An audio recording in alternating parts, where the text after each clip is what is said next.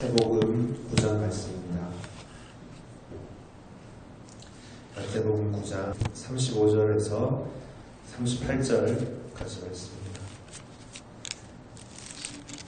공부하겠습니다.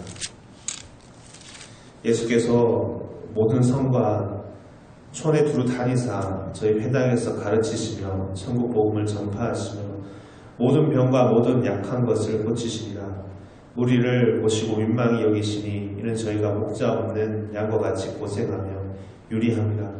이 제자들에게 이르시되 추수할 것은 많되 일꾼이 적으니 그러므로 추수하는 주인에게 청하여 추수할 일꾼들을 보내어 주소서 하라 하시니라.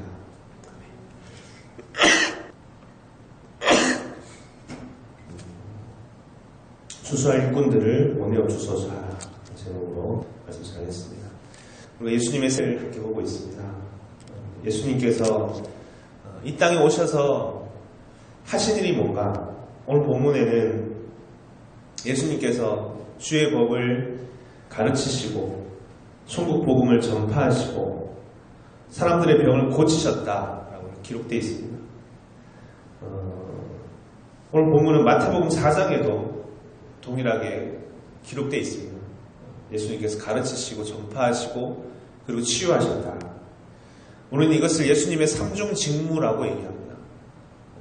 세 가지 주요한 예수님의 사역, 예수님의 여러 가지 사역이 있었지만 그 중에서도 가장 중점을 두시고 하신 사역이다. 가르치시고 전파하시고 치유하신 사역이다.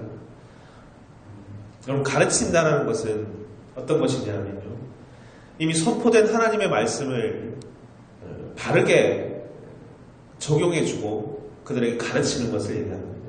마치 교사와도 같은 역할을 하는 것입니다. 우리가 잘 알고 있는 산상수훈은 이렇게 시작합니다. 입을 열어 가르쳐 가라사대. 마태복음 5장에 예수님께서 입을 열어서 가르쳐서 가라사대. 심령이 가난한 자는 복이 있나니, 이렇게 시작합니다. 이 천국 백성들의 삶의 윤리와 그 삶의 방식에 대해서 예수님께서 가르치셨다. 그리고 복음을 전파한다는 것은 뭐냐면 선지자와 같은 역할을 하셨다. 회개하라, 천국이 가까이 왔노라. 예수님은 이렇게 전파하셨습니다. 하나님의 때, 악한 때, 악한 세상은 끝이 나고 하나님의 나라가 도래한다는 것을, 그때의 긴박함을 주님은 전파하셨습니다. 시대의 사람들의 심령에 희망과 위로의 메시지를 주시고 때로는 심판과 진노의 말씀을 전하셨다. 그리고 세 번째 직무는 뭐냐면 병자들을 고치신 것입니다.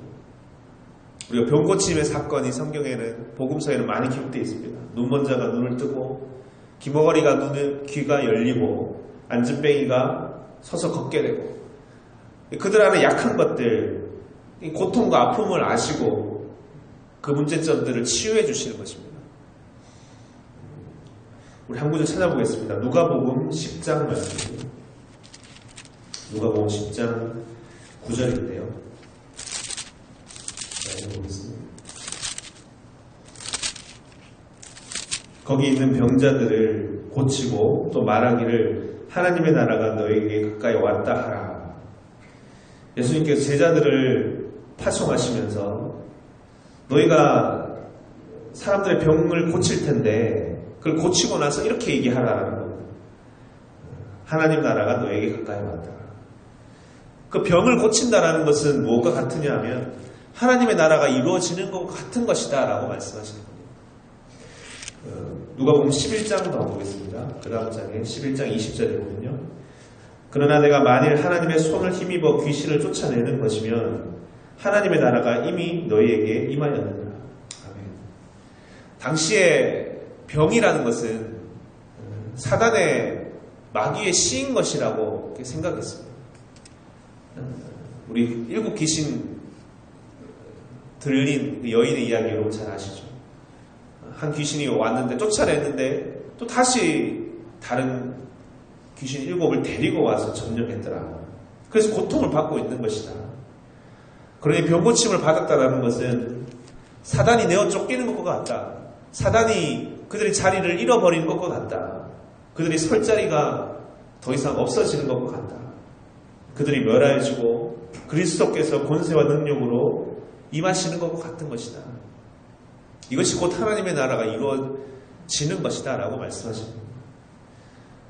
그렇게 병고침을 받는 자들은 또 그 현장의 그 역사를 목격한 자들은 이 하나님의 현재를 경험한 자들입니다. 병고침을 하고 나서 하나님 나라가 너에게 임하였다고 말하라. 예수님은 하나님 나라가 여기 있다 저기 있다 할 것이 아니요 너희 안에 있느니라 라고 말씀하셨습니다. 그렇게 이미 와 있는 하나님의 나라가 있다라는 겁니다. 여러분 우리가 이것을 다 경험하고 고백하고 사는 자들인 줄 믿습니다. 그런데 또 하나가 있는데 그것은 뭐냐 하면 아직 다 완성되지 않은 하나님의 나라가 있다라는 겁니다.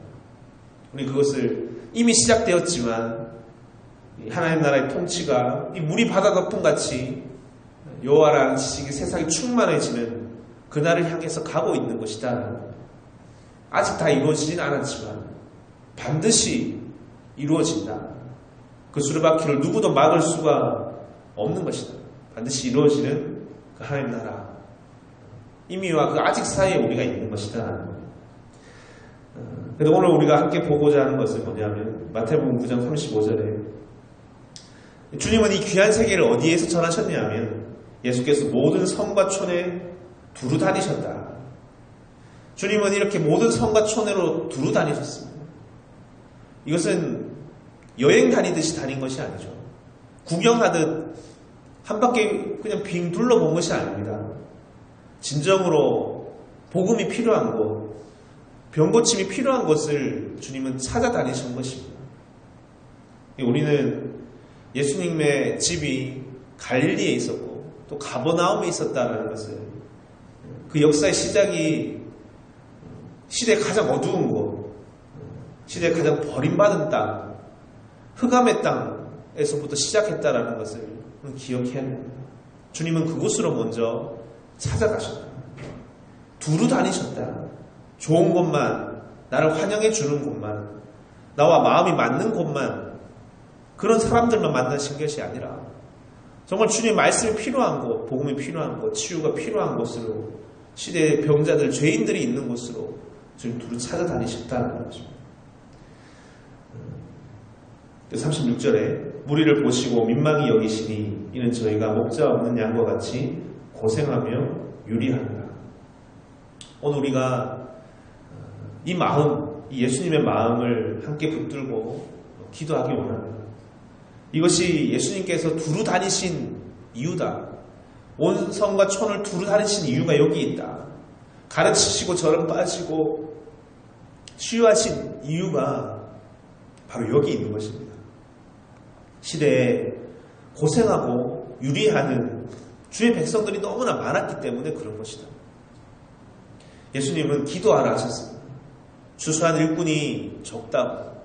수수할 곡식은 너무나 많은데 수수한 일꾼이 너무나 적으니 목자 없는 양과 같은 자들이 너무나 많이 있는데 고생하고 유리하는 자들이 너무나 많이 있는데 이들을 구해야 될 것이 아닙니다.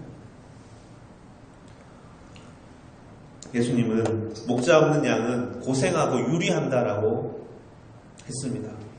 여러분 양의 특성을 알면 이 이야기가 잘 이해되죠. 양에게 목자가 없어지면 어떻게 됩니까? 그 양들은 다 뿔뿔이 흩어집니다. 예수님 말씀에 목자를 치리니 양떼들이 다 흩어지리다. 함께 있어서 힘이 되고 또 위로가 되었던 자들이지만 그 중심이 사라지면 다 흩어집니다. 갈 길을 몰라서 서로 제 갈 길을 따라서 가게 되고 때로는 다투고 싸우고 서로 분란이 일어나 흩어지게 되는 것이다. 또 때들이 살기가 등등한 모습으로 찾아오면 자기 목숨 하나 부지하려고 도망치듯이 다 뿔뿔이 흩어지는 것이다. 이 모습이 바로 시대의 이스라엘 백성들의 모습이었다는 겁니다. 목자 없는 양들의 모습. 우왕좌왕하고 어찌할 바 모르고 갈 바를 알지 못하고 다 흩어져 있는 그런 모습이었다. 시편 23편에 보면 여호와는 나의 목자시니 내가 부족함이 없으리로다. 그가 나를 푸른 초장에 누이시며 쉴만한 물가로 인도하시려도다. 내 영혼을 소생시키시고 자기 이름을 위하여 의의 길로 인도하시려도다. 내가 사망의 음침한 골짜기로 다닐지라도 해를 두려워하지 않는 것은 주께서 나와 함께 하심이라. 주의 지팡이와 막대기가 나를 안위하시나이다. 아멘. 목자가 가지고 있는 두 가지 물건이 있는데 하나는 뭐냐면 지팡이고 하나는 막대기입니다. 막대기는 뭘 할 때 쓰냐 하면 이리떼를 쫓을 때 쓰고, 지팡이는 엉뚱한 곳을 가고 있는 양들을 이렇게 끌어올 때 쓰는 것이다. 그들을 지켜주고 붙들어주고 하는 목자가 양들에게는 정말 필요합니다. 그들을 푸른 초장으로 인도해줄 목자가 필요한 것입니다. 그런데 그 시대에 이스라엘 백성들의 모습을 보시고는 예수님은 너무나 마음이 슬퍼하셨다. 아파하셨다. 왜냐하면 이들이 목자 없는 양과 같았기 때문에. 근데 여러분, 목자가 없었습니까? 이렇게 물어보면 아니다. 목자는 있었다. 그런데 이들이 참된 목자가 되지 못했다라는 것입니다. 시대의 대제사장들, 서기관들, 율법학자들, 하나님의 법을 가르쳐도 예수님처럼 가르치고 전파하고 병을 고쳐야 되는 사람들이 그들의 사명을 감당하지 못했다는 것입니다. 예수님은 이것을 목자와 삭군의 비유로 말씀하셨습니다. 삭군은 돈을 받고 주인 대신에 양들을 치고 있는 사람이죠. 삭군은 이리가 오면 바로 버리고 양을 버리고 도망간다고 했습니다. 왜냐하면 양이 자기 양이 아니기 때문에, 자기 양이 아니기 때문에 자기 목숨만 지키면 되는 것이기 때문에, 자기 배만 불리면 되는 것이기 때문에, 양떼를 치는 이유는 양떼를 위함이 아니고 돈을 벌기 위함입니다. 그것이 삭군이 아니냐, 직업으로 하는 것이 삭군이다. 그 시대에 목자 없는 시대 이스라엘 백성들의 모습이었다. 36절에 우리를 보시고 민망히 여기시니 이는 저희가 목자 없는 양과 같이 고생하며 유리합니다. 우리가 이 깊은 슬픔과 이 고통에 이 예수님의 이 마음을 우리 다시 한번 붙들기 원합니다. 민망히 여기셨다는 것은 정말 놀라시고 심정적으로 크게 아파하신다라는 말입니다. 예수님의 삼중 직무의 이유가 여기에 있는 것입니다. 그 이유는 뭐냐 하면 우리는 그걸 동정심이라 얘기할 수 있습니다. 이들의 아픔을 함께 느끼는 것, 이들의 고통을 함께 지고 가는 것, 우리는 그것을 다른 말로 하면 사랑이라고 얘기합니다. 그들이 아파하는 것을 보고 같이 아파하고 같이 슬퍼하고, 세례 요한은 이 모습을 이렇게 고백했습니다. 세상 죄를 지고 가는 하나님의 양이었다. 그들의 아픔과 그들의 짐을 대신 지셨다. 그들의 받을 고통을 대신 받으셨다. 이 백성을 사랑하는 마음으로 예수님은 제자들에게 지금 말씀하고 계시는 겁니다. 축수할 곡식은 많은데 추수할 일꾼들이 적으니 그 일꾼을 달라고 주인에게 구하라. 오늘 본문 뒤에 마태복음 10장인데 마태복음 10장은 바로 제자 파송의 이야기입니다. 이 주님의 음성을 들은, 이 심정을 들은 자들, 이 예수님의 마음을 붙드는 자들은 이제 예수님을 닮은 그런 추수한 일꾼이 되어 세상으로 보내지는 것입니다. 오늘 우리에게도 이 주님의 심정, 이 민망히 여기시고 이 목자 없는 양과 같은 자들을 향해 슬퍼하시고 함께 고통받으시고 눈물 흘리시는 이 주님의 마음을, 이 주님께서 호소하시는 이 마음을 우리도 함께 듣고 붙들 수 있는 우리들이 다 되길 바랍니다. 그리고 이 백성들을 두고 함께 간절히 찾고자 구하는 자들 되기 바라고요. 우리는 먼저 이 주의 귀한 음성을 듣고 참된 목자를 만나고 우리 인생을 온 힘을 다해 살아갈 수 있는 길을 알게 되고, 우리 주신 귀한 축복들이 너무나 많이 있는데 우리 이 주님의 복음을 전하고 가르치고 치유하셨던 그 예수님 그리고 그들의 제자들의 모습처럼 우리 또한 그 역사를 이어서 가는 저 여러분 다 되시기를 주님 축원드립니다. 아멘. 기도하시겠습니다. 사랑의 주님, 오늘 주님 앞에 나와 이 주님의 이 시대를 향한 고통과 눈물의 마음을 이 호소하시는 이 주님의 음성을 우리 또한 듣기 원합니다. 추수할 곡식은 많으나 추수할 일꾼이 적노라 라고 말씀하셨습니다. 시대의 이스라엘 백성들, 하나님 믿는 자들은 목자 없는 양과 같도다 하셨습니다. 이리저리 우왕좌왕하며 갈 곳이 없고 이리 때들의 공격에 늘 불안과 두려움을 떨며 살아갈 수밖에 없는 목자 없는 양들의 모습, 이것이 시대의 믿는 자들의 모습이었습니다. 오늘 이 시대에, 오늘 우리의 시대에 주의 말씀이 또 동일하게 적용이 되고 또 우리가 붙들어야 되는 말씀이 바로 이 말씀임을 우리가 깨닫는 수 있도록 주여 도와주시옵소서. 주님, 우리 이 시대에 추수할 일꾼들을 구하라고 하셨습니다. 찾으라고 하셨습니다. 그리고 주님은 그 제자들을 먼저 앞세워서 각 고을로, 각 촌으로 두루 보내셨습니다. 예수님께서 그렇게 사신 것처럼 이 제자들에게 병고침의 권세를 주시고 또 하나님의 말씀을 전파하셔서 깨닫게 해주셔서 이제 주님처럼 고치고 치유하고 전파하고 가르치는 귀한 권세와 사역을 감당하게 하셨습니다. 지금 오늘 또한 우리 이 시대를 향한 주님의 그 마음을 다시 헤아려서 먼저 우리에게 허락되어 있는 귀한 축복과 귀한 하나님의 진리의 말씀들을 다시 굳게 붙들고 추수할 일꾼들을 간절히 구하며 사는 우리들 다 될 수 있도록 도와주시옵소서. 먼저 이 주님의 심정을 붙들고 이 시간 함께 기도하기를 간절히 원합니다. 민망히 여기시고 이들 안에 있는 고통에 눈물 흘리시는 이 주님의 마음, 이 모든 주님의 이 모든 성과 촌을 두루 다니셨다 했었습니다. 주의 발걸음을 크게 하셔서 하지만 그 시대의 어둠의 땅, 흑암의 땅으로 다니셨던 복음을 전하는 자들의 아름다운 발이라고 하셨던 것처럼 이것이 얼마나 큰 사랑이고 큰 희생이고 큰 섬김인지 우리는 알고 있습니다. 우리 또한 그런 사랑의 마음, 이 동정의 마음, 함께 아파하고자 하는 이 마음 허락해 주시옵소서. 주님의 마음 다 허락해 주셔서 시대 정말 주님께서 원하시고 구하시는 주수한 일꾼들 다 되게 해주시고 하나님의 귀한 동력자를 다 되게 해주셔서 시대 진정 하나님 복음을 전하고 또 가르치고 그리고 치유하는 그런 귀한 역사가 우리 시대에 우리를 통해서 다 열릴 수 있도록 주여 도와주시옵소서.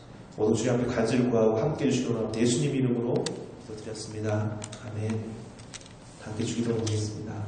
하늘에 계신 우리 아버지여, 이름이 거룩히 여김을 받으시오며 나라의 임하옵시오며 뜻이 하늘에서 이루어진 것 같이 땅에서도 이루어지이다.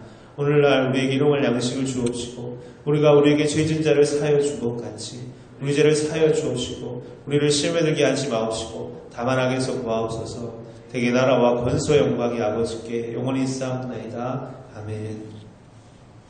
이제 우리가 함께 기도하겠습니다. 먼저는 오늘 주신 말씀처럼 시대를 향한 주님의 마음, 목자 잃어버린 양떼들의 이 고통과 이 아픔을 함께 하셨던 이 주님의 마음 또한 우리에게 허락해달라고 기도하시면서 정말 추수할 일꾼들을 구하라고 하셨던 이 시급하고 이 급한 영혼 구원의 사명을 우리가 여기서 붙들고 살아갈 수 있는 우리를 되게 해달라고 간절히 기도하겠습니다.